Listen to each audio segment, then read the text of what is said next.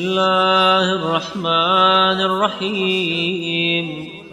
اللهم صل على محمد وآل محمد.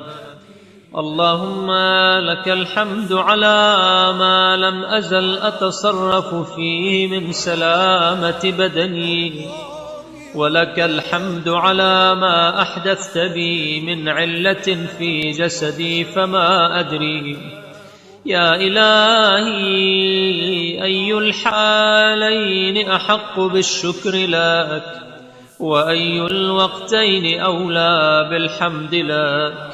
أوقت الصحة التي هنأتني فيها طيبات رزقك ونشطني بها لابتغاء مرضاتك وفضلك، وقويتني معها على ما وفقتني له من طاعتك، أم وقت العلة التي محصتني بها والنعم التي أتحفتني بها تخفيفا لما ثقل به على ظهري من الخطيئات، وتطهيرا لمن غمست فيه من السيئات، وتنبيها لتناول التوبة، وتذكيرا لمحو الحوبة بقديم النعمة.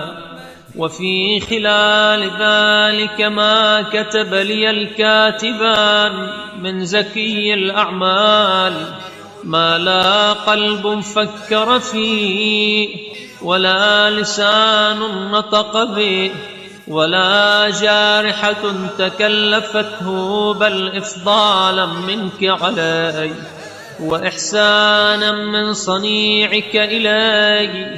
اللهم فصل على محمد وآله، وحبب إلي ما رضيت لي، ويسر لي ما أحللت بي، وطهرني من دنس ما أسلفت، وامح عني شر ما قدمت، وأوجد لي حلاوة العافية، وأذقني برد السلامة، واجعل مخرجي عن علتي إلى عفوك، ومتحولي عن صرعتي إلى تجاوزك، وخلاصي من كربي إلى روحك، وسلامتي من هذه الشدة إلى فرجك.